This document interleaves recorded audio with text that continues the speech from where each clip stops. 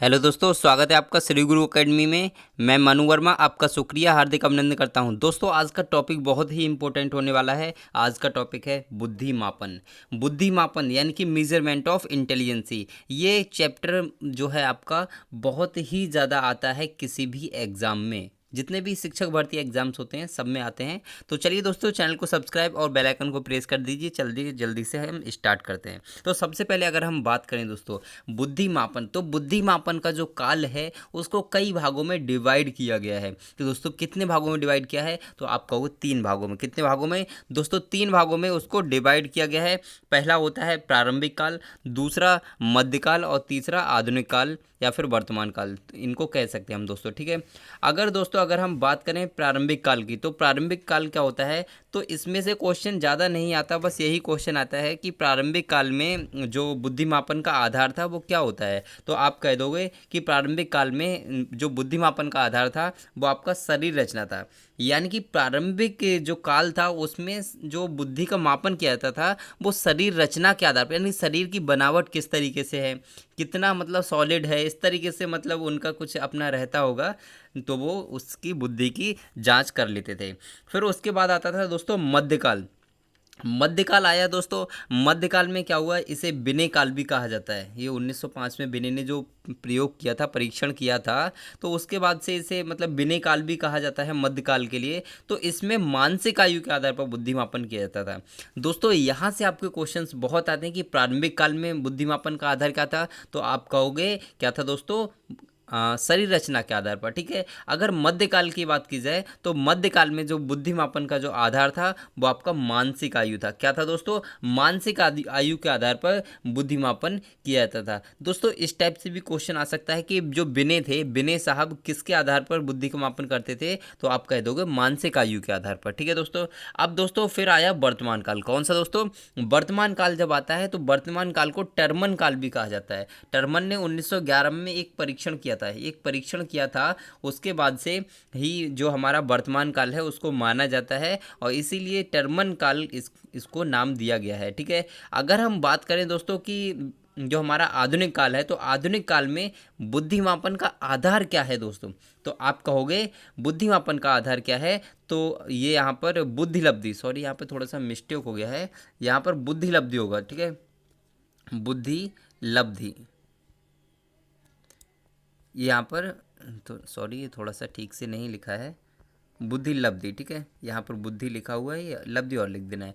तो अगर हमने सबसे पहले जो देखा था तो प्रारंभिक काल जो था उसमें बुद्धिमापन का आधार क्या था, तो वहाँ पे क्वेश्चन आपका बनता था शरीर रचना के आधार पर। मध्य काल में क्या था, तो मानसिक आयु के आधार पर। और वर्तमान काल या फिर आधुनिक काल की जब हम बात करते हैं तो उसमें क्या था, तो आप कहोगे बुद्धि लब्धि के आधार पर। और यहाँ से क्वेश्चन आपको जरूर याद रखने हैं कि मध्य काल जो था उसे विनय काल भी कहा जाता था। ठीक है, और आधुनिक काल को टर्मन काल कहा जाता था। ठीक है, अब चलते हैं दोस्तों नेक्स्ट, आगे बढ़ते हैं दोस्तों। तो सबसे पहले बात करते हैं दोस्तों बिने साइमन टेस्ट की। सबसे पहले बिने साइमन टेस्ट की जब हम बात करते हैं, अभी हमने आपको बताया था, देखिए जो प्रारंभिक काल है तो प्रारंभिक काल में शरीर रचना के आधार पर था, जिसमें सेल्डन का नाम आता है। किसका दोस्तों?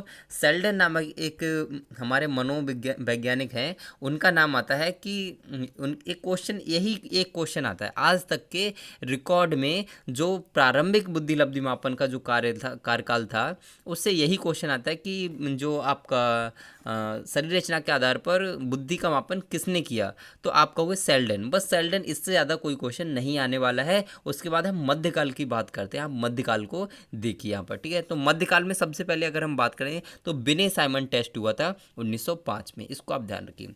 तो जब बिने साइमन टेस्ट हुआ था तो ये याद रखना है कि ये फ्रांस के बच्चों के लिए बनाया गया था। बिने साइमन टेस्ट फ्रांस के बच्चों के लिए बनाया गया था और इस परीक्षण में प्रश्नों की संख्या 30 थी।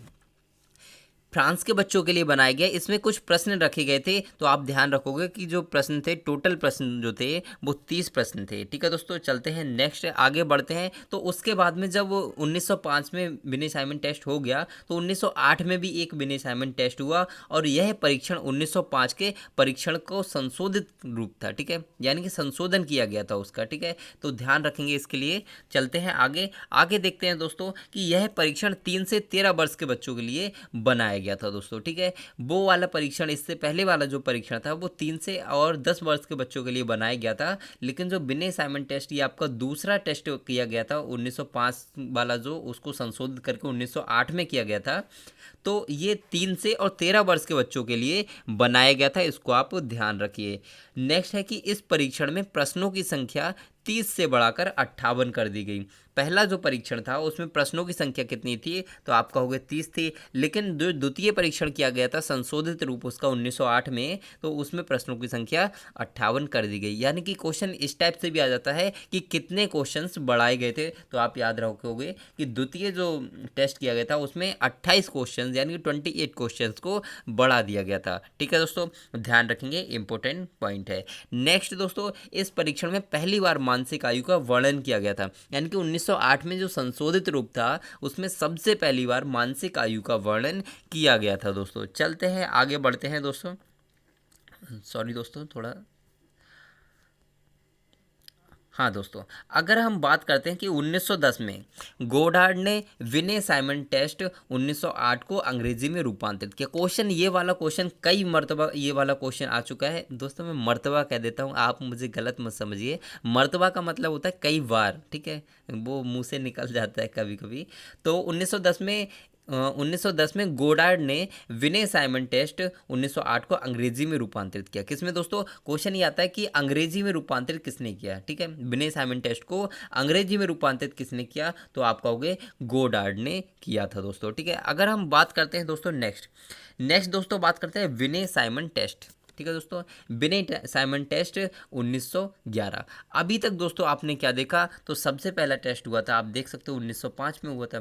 फिर उसके बाद 1908 में हुआ था। पहला कब हुआ, 1905 में हुआ विनय साइमन टेस्ट, फिर 1908 में हुआ विनय साइमन टेस्ट, और उसके बाद दोस्तों अगर हम देखें तो विनय साइमन टेस्ट ही 1911 में भी हुआ। ये आप ध्यान रखिए, ठीक है। तो 1912 ईस्वी में जर्मनी के विलियम स्टर्न ने मानसिक आयु की जगह बुद्धि लब्धि का सुझाव दिया। किसने दोस्तों, विलियम स्टर्न ने। ये बहुत ही इंपॉर्टेंट है, ठीक है, कि बुद्धि लब्धि का सुझाव किसने दिया, तो आपके स्टर्न साहब ने दिया था, ठीक है। लेकिन इनका जो सूत्र था विलियम स्टर्न का, वो सूत्र क्या था, उस सूत्र को याद रखिए कि मानसिक आयु, यहाँ पे मैं लिख देता हूँ,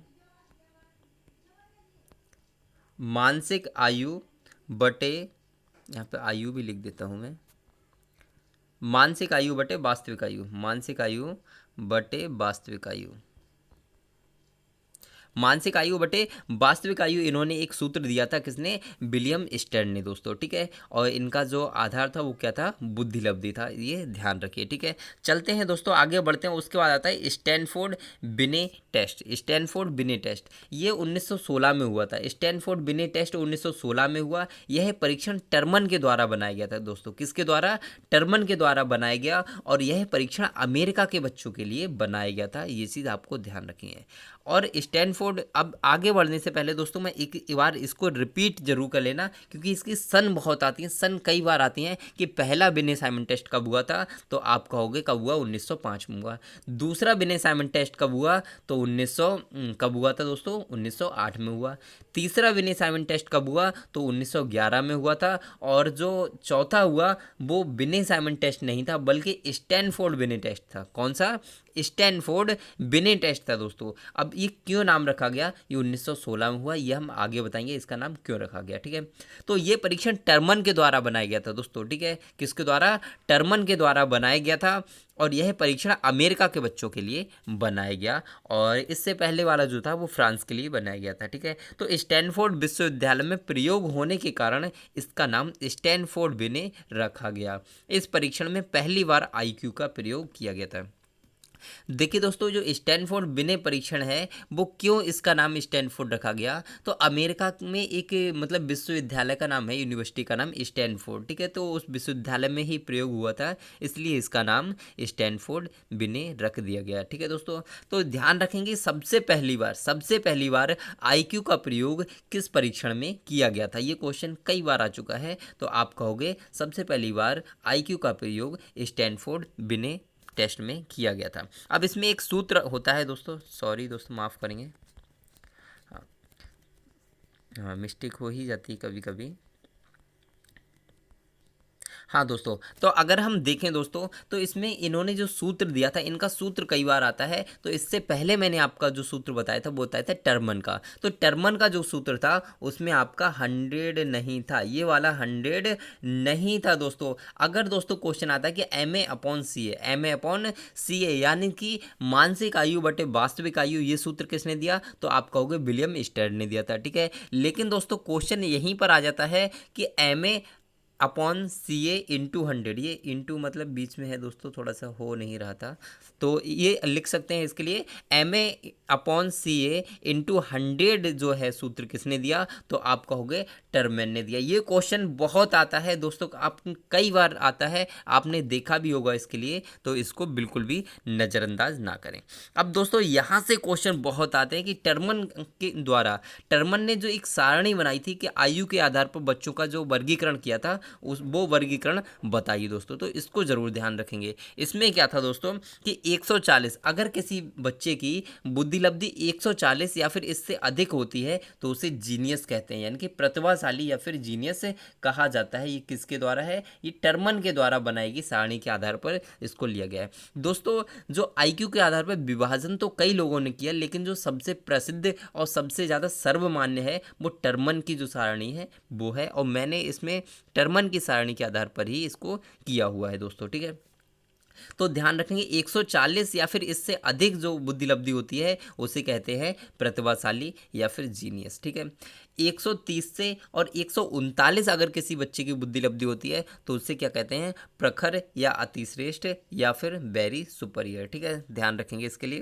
क्वेश्चन यहाँ से बहुत आता है दोस्तों, कई बार क्वेश्चन आता है, हर बार क्वेश्चन आता है, समझ लीजिए, ठीक है। नेक्स्ट हम बात करते हैं कि यदि किसी बच्चे की बुद्धि लब्धि 120 से 129 के बीच में है तो उसे तीव्र या फिर श्रेष्ठ कहेंगे, और इंग्लिश में सुपरियर कहते हैं दोस्तों, ठीक है। और अगर हम बात करते हैं किसी बच्चे की बुद्धि लब्धि 110 से 119 है तो उसको क्या कहते हैं, तो उसको औसत से अधिक वाला बुद्धि लब्धि वाला बच्चा कहा जाता है, यानी कि एबव ऑफ एवरेज, यानी कि औसत से अधिक। नेक्स्ट हम बात करते हैं कि 90 से 109 या फिर 90 से 110 भी कभी कभी लिखा होता है, तो 90 से और 109 तक अगर किसी बच्चे की है तो उसे क्या कहते हैं, सामान्य बुद्धि लब्धि वाला बच्चा कहते हैं, एवरेज बुद्धि लब्धि, ठीक है। और यहाँ से बहुत क्वेश्चन आता है कि सामान्य बच्चे की बुद्धि लब्धि कितनी होती है, तो आप कहोगे 90 से 109। दोस्तों इनमें से एक को भी नहीं भूलना है, अच्छे से सबको याद कर लेना है, बहुत अच्छे से, क्योंकि यहाँ से क्वेश्चन आता ही आता है दोस्तों, ठीक है।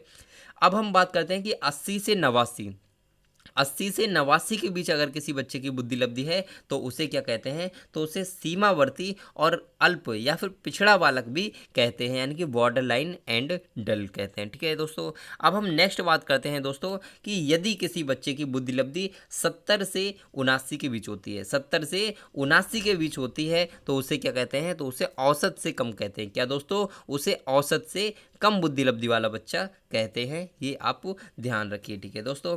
नेक्स्ट हम बात करते हैं कि यदि किसी बच्चे की बुद्धि लब्धि 70 से कम होती है, कितनी, 70 से कम होती है, तो उसे मानसिक विकार वाला, मतलब मेंटली डिस्टर्ब हो सकता है वो, यानी कि कोई ना कोई प्रॉब्लम होगी, वो मेंटली प्रॉब्लम होगी, ठीक है। तो 70 से कम वाला बच्चा होगा उसे कहेंगे, ठीक है। अब हम बात करते हैं दोस्तों 70 से कम वाले जो क्वेश्चन होते हैं उनमें बहुत सारे क्वेश्चंस आते हैं, तो इनको आप ध्यान रखिए कि 50 से और 69 अगर किसी बच्चे की बुद्धि लब्धि है तो उसे क्या कहेंगे, उसे मूर्ख कहेंगे दोस्तों, क्या कहेंगे, मूर्ख कहेंगे, यानी कि मॉरल्स ऑफ फीबल माइंडेड, ठीक है, ध्यान रखेंगे। नेक्स्ट है कि 50 से और 49, 50 से और 49 के बीच अगर किसी बच्चे की बुद्धि लब्धि है तो उसे क्या कहेंगे, मूड कहेंगे दोस्तों, क्या कहेंगे, मूड कहेंगे। यहाँ पे दोस्तों थोड़ा मिस्टेक हो गया, यहाँ पे 25 होगा, ठीक है, 25, ये आप ध्यान रखिए, हाँ 25। तो यदि किसी बच्चे की बुद्धि लब्धि 25 से भी अगर कम होती है तो उसे जड़ बुद्धि कहते हैं। क्या दोस्तों, जड़ बुद्धि बुद्धि कहते हैं, इंग्लिश में इसे इडियट कहते हैं, ध्यान रखेंगे इसके लिए,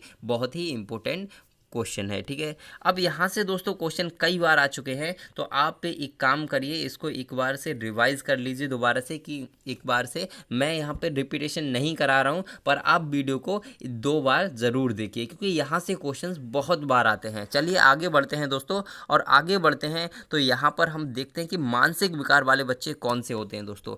मानसिक विकार वाले बच्चे कौन से होते हैं, तो आप कहो कि वह बच्चे जिनकी आयु 70 से कम होती है, जिनकी आयु आयु नहीं, सॉरी, बुद्धि लब्धि होगा यहाँ पे, जिनकी बुद्धि लब्धि 70 से कम होती है वह मानसिक विकार वायु वाले बच्चे होते हैं। यहाँ पे बुद्धि लब्धि आएगा दोस्तों, ठीक है। तो वह बच्चे जिनकी बुद्धि लब्धि 70 से कम होती है वह मानसिक विकार वाले बच्चे कहलाते हैं। ये चीज़ आप ध्यान रखिए, ठीक है दोस्तों अगर वीडियो अच्छी लग रही है तो लाइक शेयर करते रहिए, ठीक है। चलते हैं दोस्तों, मानसिक विकार वाले बच्चे की विशेषताएं क्या होती हैं, यानी कि अगर किसी बच्चे को मानसिक विकार होता है तो कैसे पहचानेंगे। तो अभी मैंने बता दिया आपको कि अगर 70 से अगर कम होती है किसी बच्चे की बुद्धि लब्धि तो उसे मानसिक विकार वाला कहते हैं। दूसरी चीज़, उसकी विशेषताएं क्या होती हैं, तो विशेषताएं होती हैं कि ऐसे बच्चों के मानसिक क्षमता सामान्य से बहुत कम होती है, यानी कि जो ऐसे बच्चे होते हैं उनकी सोचने समझने की जो क्षमता होती है वो एक सामान्य बच्चे से, जो एक नॉर्मल बच्चा होता है, उससे बहुत ही कम होती है दोस्तों। नेक्स्ट हम बात करते हैं कि यह बच्चे अधिक सुझावशील होते हैं, मतलब इन्हें सुझाव पाने की बहुत आवश्यकता होती है कि आप उन्हें सुझाव दें और उन्हें वो अपने जीवन में उतार सकें, ठीक है। नेक्स्ट हम बात करते हैं कि इन बच्चों की पहचान विकासात्मक अवस्था में हो जाती है, यानी कि ये जो बच्चे होते हैं इनकी पहचान जब ये विकसित होते हैं, छोटे ही होते हैं, मतलब 10-15 साल के करीब ही, तभी इनकी पहचान हो जाती है, इन्हें हम पहचान सकते हैं क्योंकि उनके बहुत सारे कार्य डिफरेंट होते हैं एकदम से, ठीक है। अब नेक्स्ट हम बात करते हैं कि इन बच्चों के संज्ञानात्मक विकास बहुत ही कमज़ोर होता है। कहने का तात्पर्य यह है कि सीखने की जो प्रवृत्ति होती है, सोचने समझने की प्रवृत्ति होती है, वो बहुत ही स्लो होती है, यानी कि बहुत ही ज़्यादा स्लो लर्नर होते हैं ये। इस चीज़ को भी आप ध्यान रखेंगे दोस्तों, ठीक है। तो दोस्तों आपको वीडियो कैसी लग रही है तो लाइक शेयर करते रहिए, और अगर अच्छी लग रही है तो कमेंट करके बता दीजिए कैसी लग रही है दोस्तों, ठीक है। तो दोस्तों आज मैं इतना ही रखूँगा, लेकिन आपको अगर PDF नोट्स और PDF नोट्स, बुक्स वगैरह, अगर आपको एनीथिंग कुछ भी चाहिए तो आपको वीडियो के डिस्क्रिप्शन में टेलीग्राम चैनल का लिंक मिल जाएगा, आप उसको ज्वाइन कर लीजिए। वहाँ से आप free books, notes, PDF free of cost वहाँ से डाउनलोड कर सकते हैं, और आप मेहनत करते रहिए दोस्तों। श्री गुरु एकेडमी और मनु वर्मा आपके साथ है दोस्तों, कभी भी आपको कोई भी प्रॉब्लम नहीं होगी। यहाँ हम बात करते हैं सिर्फ और सिर्फ शिक्षक भर्ती की। तो दोस्तों अगर वीडियो अच्छी लगी हो तो चैनल को सब्सक्राइब भी कर लीजिए। तो दोस्तों आज के लिए बस इतना ही, थैंक यू।